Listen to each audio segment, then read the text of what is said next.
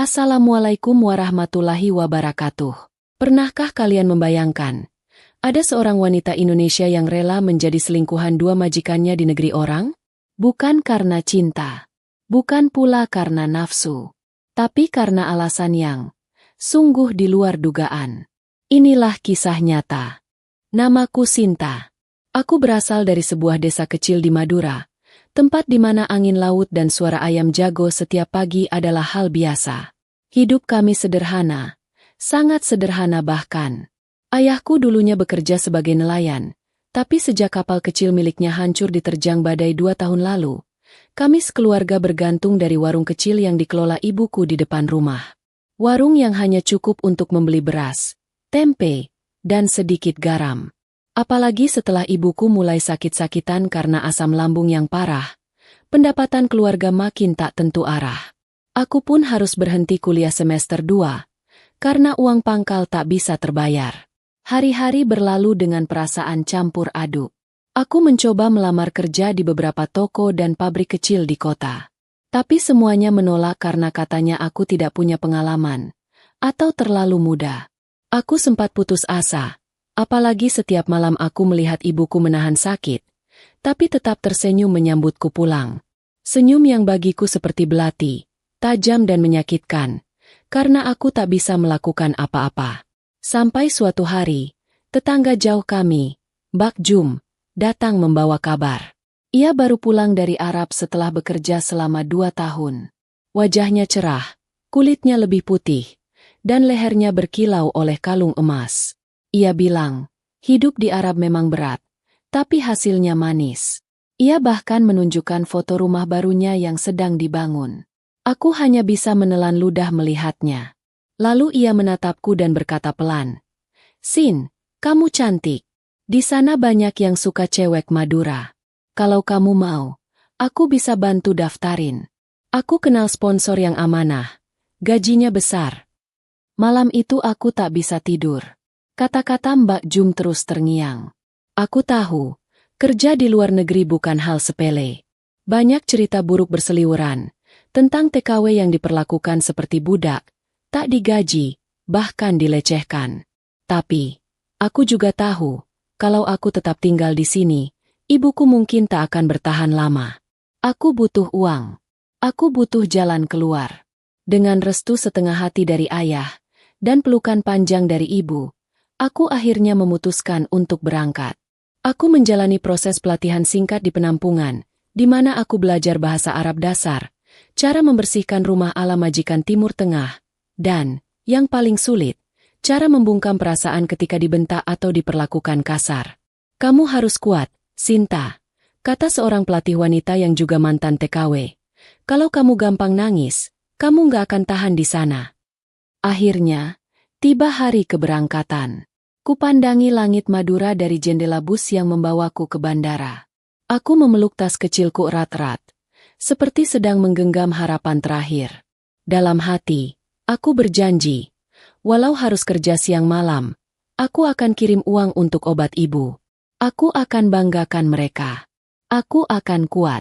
Tapi siapa sangka, tanah yang kuanggap sebagai ladang emas, justru menjadi tempat di mana harga diriku diuji habis-habisan. Sesampainya di Riyadh, rasa kagum dan takut bercampur menjadi satu. Bandara itu besar sekali, penuh orang-orang berpakaian gamis dan cadar. Aku merasa asing, kecil, dan seolah tak terlihat. Di antara keramaian itu, seorang pria Arab tinggi besar menjemputku sambil memegang papan nama bertuliskan, Sinta binti Sulaiman. Ia memperkenalkan diri sebagai supir keluarga majikanku. Namanya Farid. Wajahnya tegas tapi tidak menyeramkan. Kami menempuh perjalanan hampir 1 jam dari bandara ke rumah majikan. Sepanjang jalan, aku hanya diam. Wajah ibuku terus terbayang. Tak lama, mobil berhenti di depan sebuah rumah besar bercat putih gading. Halamannya luas, pagar besi menjulang tinggi. Aku sempat berpikir, apakah benar aku hanya akan menjadi pembantu rumah tangga? Ataukah ini awal dari sesuatu yang lebih besar, entah baik atau buruk? Farid membukakan pintu dan aku masuk ke dalam rumah itu. Segalanya tampak mewah. Lantainya mengilap, ada chandelier di langit-langit, dan karpet Persia menutupi hampir setiap sudut ruangan. Tapi rumah itu terasa sepi, hening. Tidak ada anak-anak, tidak ada suara wanita. Hanya satu pria yang duduk di kursi ruang tamu, mengenakan jubah putih dengan sorban rapi di kepala. Ia tampak berwibawa, namun tatapannya membuat jantungku berdebar tak tenang. "Ismi Sinta?" tanyanya dalam bahasa Arab yang lumayan jelas. Aku hanya mengangguk. "Inna hadzihi baituki al-an." "Rumah ini sekarang rumahmu juga," katanya sambil tersenyum singkat. "Namanya Tuan Abdul." Ia memberiku kamar di lantai 2, tempat tidur yang bersih, dan bahkan koper berisi pakaian kerja. Tapi belum genap 2 hari aku tinggal di situ, aku mulai sadar bahwa rumah ini bukan satu-satunya tempatku bekerja. Setiap 2 hari sekali, Farid akan membawaku ke rumah berbeda, tak kalah besar, tapi lebih modern dan terang. Di sana, majikanku bernama Tuan Salman. Ia lebih muda dari Tuan Abdul. Ramah, murah senyum, dan suka menanyakan kabar ibuku. Awalnya aku pikir mereka saudara jauh yang tinggal terpisah. Tapi kemudian aku tahu mereka bukan hanya saudara. Mereka adalah kakak adik yang hidup di 2 dunia berbeda, tapi memiliki satu kesamaan. Mereka sama-sama memiliki hak atas diriku. Semuanya terasa membingungkan. Aku tidak tahu mengapa mereka membagi tugasku seperti itu. Kadang bersih-bersih, kadang hanya disuruh duduk menemaninya minum kopi, kadang diminta membantu memijat bahu, lalu kembali lagi ke rumah satunya. Tidak pernah ada kekerasan, tidak pernah ada bentakan. Tapi, ada perasaan tak nyaman yang terus tumbuh dari hari ke hari. Aku mulai bertanya dalam hati, apakah ini pekerjaan pembantu biasa?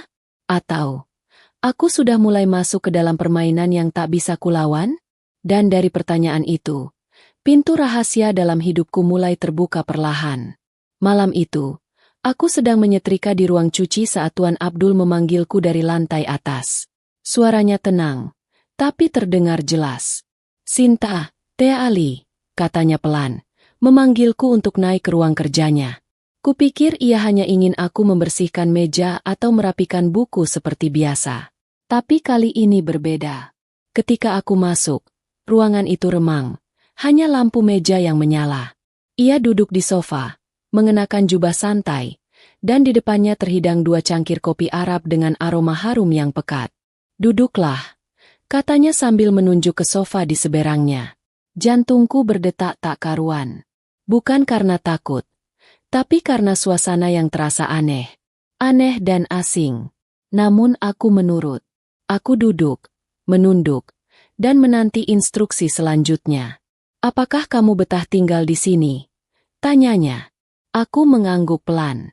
"Alhamdulillah, ya Said." Ia tersenyum tipis. "Kamu tidak perlu panggil saya Said. Cukup Abdul. Kalau kamu mau, anggap saya seperti saudara." Aku tidak tahu harus menjawab apa. Tapi yang jelas, sejak malam itu, hubungan kami berubah. Ia jadi sering memanggilku hanya untuk sekadar duduk bersamanya. Menyuruhku menyiapkan teh, tapi tak pernah diminum. Memberiku perhiasan kecil dengan alasan, hadiah karena rajin. Bahkan, sesekali ia menyentuh tanganku saat memberiku uang belanja tambahan. Sentuhan yang sebenarnya bisa dianggap biasa. Kalau saja aku bukan seorang pembantu dan dia bukan majikanku. Beberapa hari kemudian, aku kembali dipindah ke rumah Tuan Salman. Pria itu lebih santai, lebih terbuka. Ia suka bercanda, dan sering memanggilku dengan sebutan, Zahrah, katanya karena aku manis seperti bunga. Aku hanya tersenyum setiap kali ia bicara begitu, meskipun hatiku mulai tak karuan. Tuan Salman juga mulai melakukan hal yang sama, meminta aku duduk bersamanya, memuji caraku menyeduh kopi, bahkan sempat mengatakan bahwa senyumku bisa menyembuhkan lelahnya. Itulah saat aku mulai menyadari sesuatu. Bukan rumah ini yang berganti-ganti, tapi aku sedang diperebutkan. Dengan cara yang halus, perlahan, dan penuh racun manis. Awalnya aku pikir itu hanya perhatian biasa. Tapi ketika Tuan Abdul memintaku tidak terlalu sering ke rumah adiknya, dan Tuan Salman diam-diam memberiku handphone agar bisa menghubunginya langsung, aku mulai mengerti bahwa aku bukan hanya pekerja di rumah ini. Aku sedang berada di tengah dua laki-laki yang menyimpan ambisi tersembunyi, dan aku, tanpa sengaja, menjadi medan perangnya. Aku mencoba bersikap biasa, tapi hati kecilku tak bisa membohongi.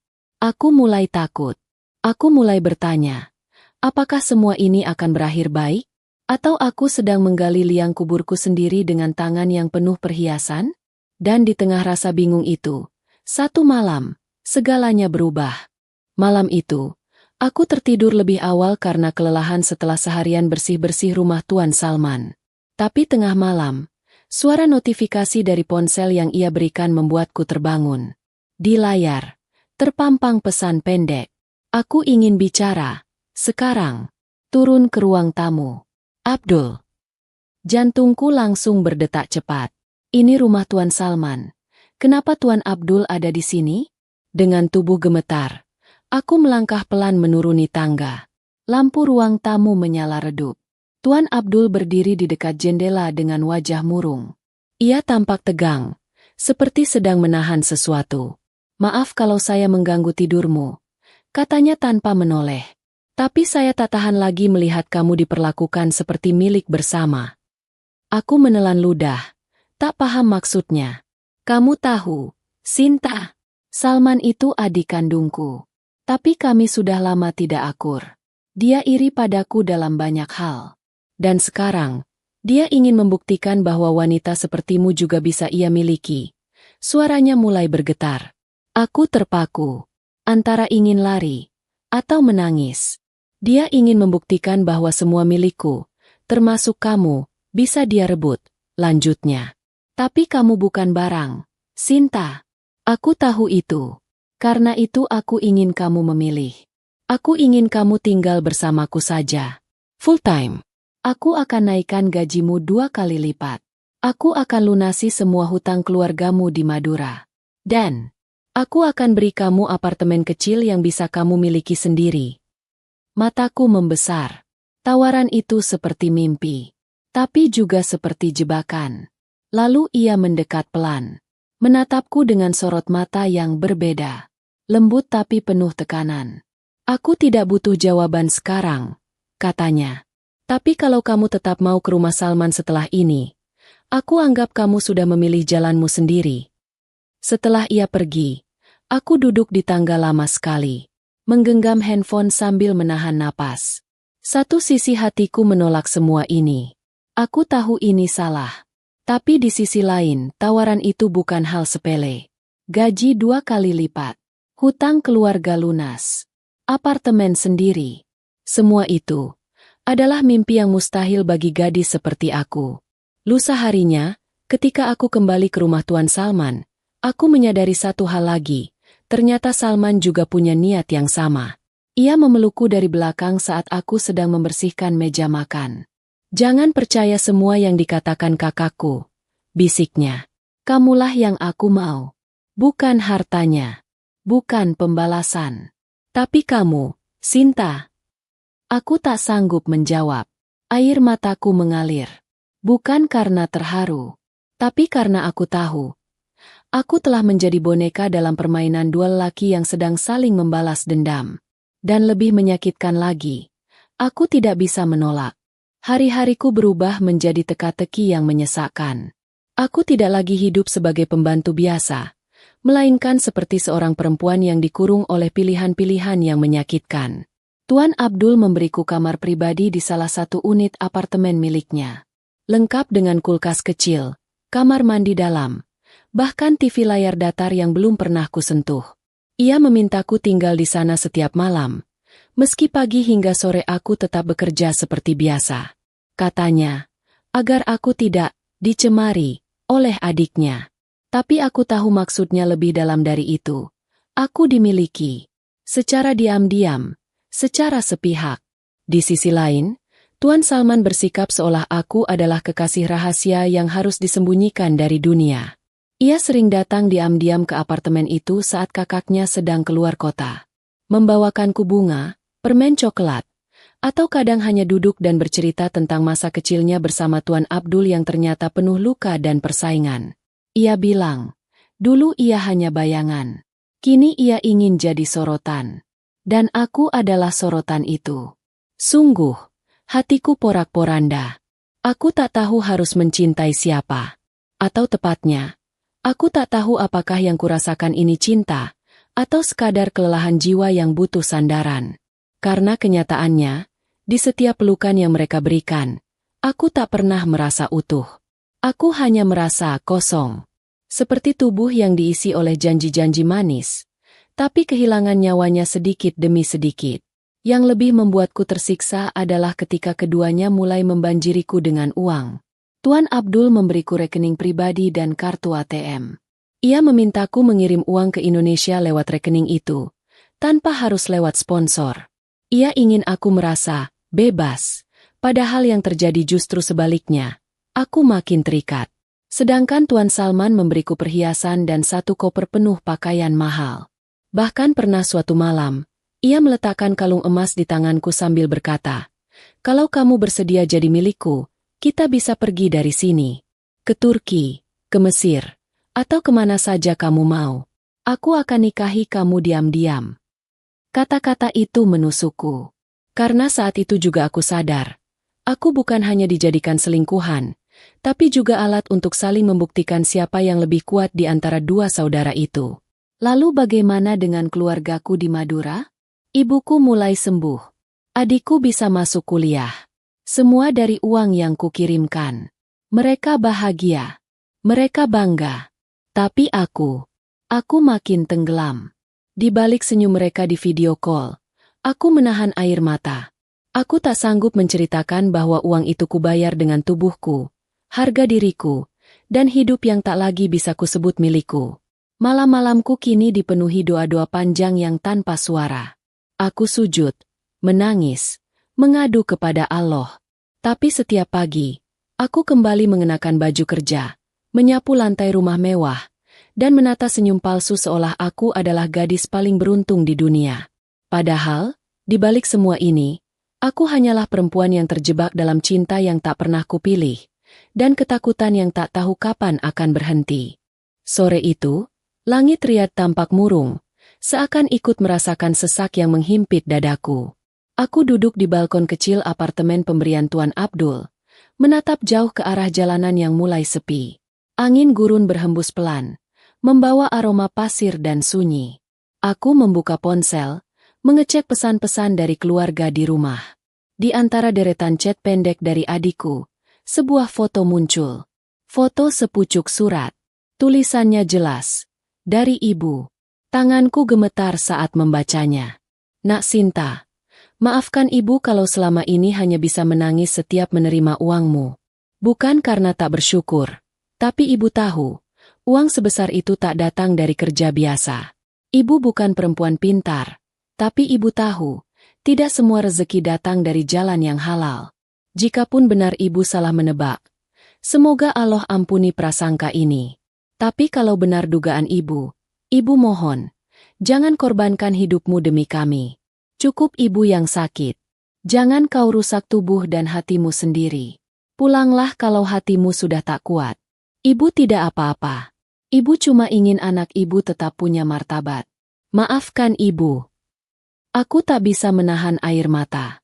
Setiap baris surat itu seperti belati yang menusuk pelan ke dalam hatiku. Ibuku tahu, atau setidaknya, ia merasakan. Dan yang lebih menyakitkan adalah, ia tidak marah. Ia justru memelukku lewat kata-katanya. Bahkan ketika mungkin ia tahu anaknya telah melewati batas yang tak layak. Malam itu, untuk pertama kalinya, aku menatap cermin dengan benci. Wajahku tampak lebih bersih, lebih cantik menurut banyak orang. Tapi bagiku, aku hanya melihat wajah seorang perempuan yang sudah kehilangan arah.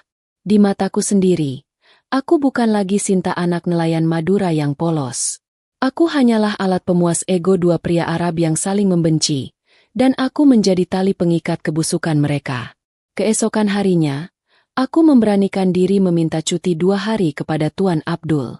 Kupikir, dengan begitu aku bisa menenangkan diri. Tapi yang terjadi, justru sebaliknya. Tuan Abdul menatapku lama. "Kamu sedang mempertimbangkan untuk pergi dari saya?" Ya. Aku tak menjawab. Tapi raut wajahku pasti sudah cukup menjelaskan. Ia mendekat, menatapku dari dekat. Sinta, saya tidak akan memaksa. Tapi ingat, semua yang kamu terima, semua yang kamu nikmati, semua yang keluarga kamu banggakan, semua itu berasal dari saya. Kalau kamu pergi, saya tidak bisa jamin semua itu tetap ada. Ancaman itu halus, tapi mengerikan. Seolah berkata, kamu bebas, tapi siap kehilangan semuanya. Malamnya, Tuan Salman datang tanpa pemberitahuan. Ia membawa seikat bunga mawar putih. Aku membukakan pintu dengan wajah sembab. Ia langsung tahu aku habis menangis.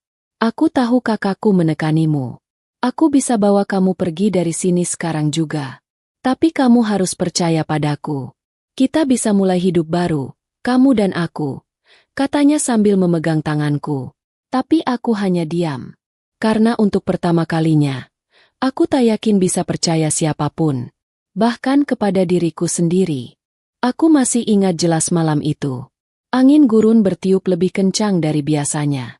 Awan hitam menggantung di langit Riyadh. Seolah menjadi pertanda bahwa sesuatu akan pecah. Aku baru saja selesai membersihkan dapur apartemen ketika suara ketukan keras menggema dari pintu utama. Aku terkejut. Jam di dinding menunjukkan pukul 10 malam. Bukan waktu normal bagi tamu datang, apalagi ke apartemen kecilku. Dengan hati-hati, aku intip dari lubang pintu. Jantungku seakan berhenti berdetak. Di luar berdiri dua pria yang paling membuat hidupku kacau, Tuan Abdul dan Tuan Salman. Bersama, dalam diam yang mencekam, kubuka pintu perlahan. Wajah keduanya sama-sama tegang. Nafas mereka berat. Tuan Abdul masuk lebih dulu tanpa bicara. Lalu diikuti Tuan Salman yang menutup pintu di belakangnya dengan hentakan pelan. Atmosfer apartemenku berubah dingin seketika. Apa maksud kalian datang bersamaan? Tanyaku pelan, mencoba menyembunyikan ketakutan dalam suaraku. Tuan Abdul langsung menatap adiknya dengan mata merah menyala. Aku sudah bilang jangan ganggu dia lagi, Salman. Salman menatap balik dengan nada tinggi. Dan aku sudah bilang, dia bukan milikmu. Kamu yang duluan main kotor. Jangan sok suci.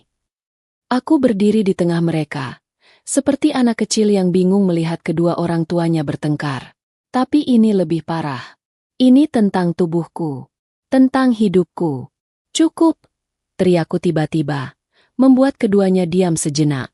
Aku menatap keduanya bergantian. Kalian pikir aku ini apa? Hadiah. Mainan. Kenapa kalian memperlakukan aku seperti barang rebutan? Mata Tuan Abdul melembut. Ia mencoba mendekat. Tapi aku mundur. Salman pun menunduk. Tapi genggaman tangannya mengepal. Dan kemudian, pecah sudah segalanya. Adu mulut meledak. Teriakan dalam bahasa Arab yang tak sepenuhnya kupahami. Tapi nadanya cukup untuk membuat lututku lemas. Kursi terguling, gelas pecah. Mereka saling dorong, saling hina, dan satu kalimat dari Salman menghantamku paling keras. Kamu bisa punya semua wanita di Riyadh, Abdul. Tapi kamu sengaja rebut Sinta hanya karena kamu tahu aku menyukainya lebih dulu. Tubuhku gemetar. Jadi, ini semua bukan tentang cinta, tapi tentang ego laki-laki, tentang pembuktian siapa yang lebih berkuasa. Aku menjerit. Berhenti. Kalau kalian masih punya harga diri, keluar dari sini sekarang. Keduanya terdiam. Lalu, perlahan satu persatu pergi. Pintu tertutup. Aku terduduk di lantai. Menangis. Menangis seperti anak kecil yang baru saja kehilangan seluruh dunia. Di malam itu, untuk pertama kalinya, aku merasa benar-benar hancur. Bukan karena dipukul. Bukan karena dibentak, tapi karena aku sadar, aku tak punya siapa-siapa di negeri ini. Aku bukan siapa-siapa bagi mereka. Dan yang lebih menyakitkan, aku mulai tak tahu siapa diriku sendiri. Pagi setelah malam kelam itu, matahari terasa seperti asing bagiku. Terangnya menyilaukan, tapi tak memberi kehangatan. Aku berdiri di depan kaca kamar mandi, menatap wajahku sendiri. Mata sembab, pipi pucat, dan senyumku, Sudah lama hilang. Aku bukan lagi Sinta yang dulu. Semalaman aku tak tidur. Di dalam pikiranku hanya ada satu suara. Suara ibuku yang terus menggema dari surat terakhirnya. Kata-kata yang begitu dalam. Jangan korbankan hidupmu demi kami. Cukup ibu yang sakit. Ibu hanya ingin anak ibu tetap punya martabat. Itulah titiknya. Aku tak bisa lagi hidup seperti ini. Tak peduli seberapa besar uang yang mereka tawarkan. Tak peduli seberapa banyak janji yang menggiurkan. Aku ingin keluar. Aku ingin berhenti menjadi perempuan yang diperjuangkan bukan karena cinta, tapi karena ego dan dendam. Hari itu, aku mengambil keputusan terbesar dalam hidupku. Aku menghubungi nomor KBRI yang pernah diberikan oleh seorang TKW Indonesia yang kutemui di penampungan dulu. Dengan suara bergetar, aku ceritakan semuanya. Tentang pekerjaanku, tentang dua majikan yang saling mengklaim tubuhku, tentang rasa takut yang tak pernah berhenti menggerogoti dadaku. Petugas di sana terkejut, tapi mereka menjanjikan bantuan. Mereka memintaku mencari waktu yang aman untuk keluar dari apartemen dan menuju tempat yang mereka tunjukkan. Mereka bahkan bersedia mengirim mobil jemputan. Aku hanya punya 1 malam untuk bersiap. Aku memasukkan semua barangku ke dalam satu koper kecil. Hanya pakaian sederhana, paspor, dan sisa uang yang masih bisa kubawa. Perhiasan yang pernah diberikan Tuan Abdul dan Tuan Salman, ku tinggalkan. Karena aku ingin pergi dengan hati yang ringan. Bukan dengan emas yang penuh kenangan busuk.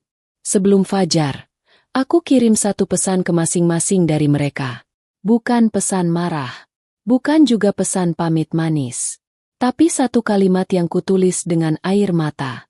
Terima kasih atas segalanya. Tapi aku memilih jalan yang membuatku bisa melihat diriku sendiri di cermin tanpa membenci. Tak ada balasan. Kupanggul koperku dan keluar dari apartemen dengan langkah cepat. Di ujung gang, mobil KBRI sudah menunggu. Seorang staf wanita berjilbab menyambutku dengan senyuman hangat. Ia menggenggam tanganku dan berkata, "Kamu sudah sangat berani, Sinta. Sekarang waktunya pulang." Dalam perjalanan ke shelter perlindungan, aku menangis. Tapi kali ini bukan karena sedih, melainkan karena lega. Aku tahu, hidup di Indonesia nanti mungkin tetap sulit. Tapi setidaknya, aku bisa tidur tanpa dihantui sentuhan yang tak kuinginkan. Tanpa tatapan yang membuatku merasa najis. Tanpa kebohongan yang harus kupelihara demi uang.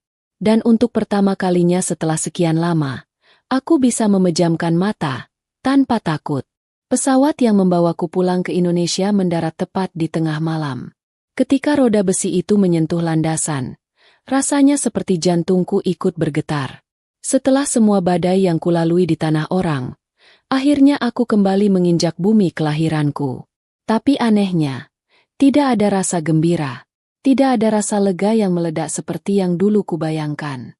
Yang ada hanya keheningan dan luka yang masih menganga. Di ruang kedatangan, hanya adikku yang menjemput. Ia memelukku lama, erat sekali, tapi tak banyak bicara. Mungkin ia tahu, aku membawa lebih banyak air mata daripada cerita. Kami naik motor butut pulang ke desa. Jalanan sepi. Udara malam Madura masih seperti dulu. Tapi hatiku tidak. Sesampainya di rumah, ibu langsung bangkit dari duduknya meski tubuhnya masih lemah. Ia memelukku seperti tak ingin melepaskan. Di pelukannya, aku menangis untuk kesekian kalinya. Tapi ibu tak bertanya apapun. Ia hanya membelai rambutku sambil berkata, "Nak, kamu sudah cukup. Sekarang biarlah ibu yang jaga kamu." Sejak hari itu, aku memilih hidup sederhana. Tak lagi mengenakan pakaian mahal yang dulu dibelikan oleh mereka. Tak lagi memakai lipstik atau parfum yang dulu membuatku tampak berkelas. Aku kembali menjadi Sinta yang dulu. Sinta yang berjalan ke pasar membawa keranjang, bukan tas bermerek. Aku membuka usaha kecil menjual gorengan dan minuman di depan rumah. Sebagian orang heran, sebagian sinis. Katanya kerja di Arab, kok balik malah buka lapak? Tanya tetangga sebelah rumah suatu hari. Tapi aku hanya tersenyum. Biarlah mereka bicara. Karena hanya aku yang tahu harga dari uang yang pernah kupegang. Dan aku tidak ingin mengulang luka itu hanya demi gengsi yang semu. Malam-malamku kini lebih tenang. Tak ada lagi pesan yang memaksaku membuka pintu. Tak ada lagi tatapan mata yang menelanjangiku tanpa izin. Aku tidur beralaskan tikar. Tapi hati ini, utuh. Tapi aku tahu, luka itu tidak akan benar-benar hilang. Kadang di tengah malam, aku terbangun karena mimpi buruk. Aku melihat wajah Tuan Abdul yang dingin. Wajah Tuan Salman yang manipulatif. Dan suara mereka yang terus berdebat, memperebutkan diriku, seolah aku bukan manusia. Tapi setiap kali mimpi buruk itu datang, aku akan bangun, duduk di pojok kamar, dan berbisik dalam hati. Aku sudah pulang, dan aku tetap Sinta. Bukan milik siapapun, kecuali diriku sendiri dan Allah yang Maha Pengasih. Sudah hampir setahun sejak aku kembali dari Riyadh. Waktu berjalan lambat. Tapi setiap harinya seperti pengobatan batin yang tak kasat mata. Luka yang dulu begitu dalam, perlahan mulai tertutup, meski bekasnya tak pernah bisa hilang sepenuhnya. Di desa ini, aku bukan lagi Sinta yang dulu, tapi bukan juga Sinta yang mereka sangka. Beberapa tetangga masih berbisik di belakangku, menerka-nerka kenapa aku pulang cepat padahal katanya gajinya besar. Ada yang bilang aku berselingkuh dengan majikan. Ada pula yang mengira aku diusir karena berbuat aib. Mereka tak pernah tahu, dan mungkin tak perlu tahu, bahwa aku justru sedang menyelamatkan harga diriku yang hampir hancur seluruhnya. Setiap subuh, aku bangun lebih awal untuk membantu ibu menyiapkan dagangan. Setelah itu, aku mengaji anak-anak di musala kecil dekat rumah. Itu satu-satunya kegiatan yang membuatku merasa bernilai.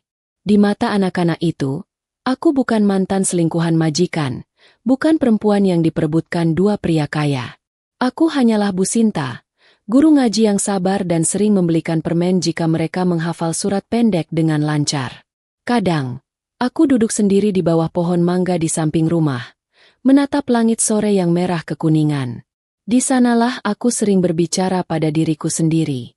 Tentang masa lalu, tentang rasa sakit, dan tentang semua hal yang pernah kurasa bukan milikku, tubuhku, waktuku, bahkan senyumku.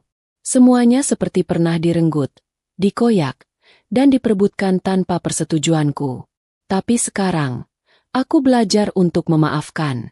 Bukan hanya orang lain, tapi juga diriku sendiri.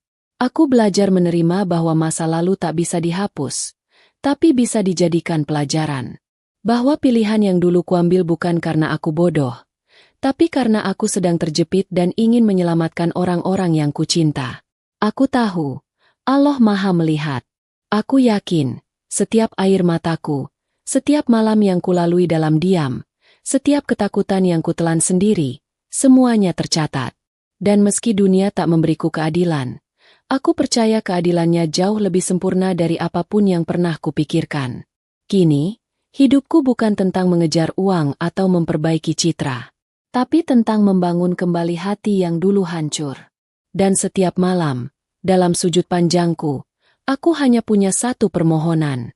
Ya Allah, cukupkan aku dengan yang halal, jauhkan aku dari yang haram.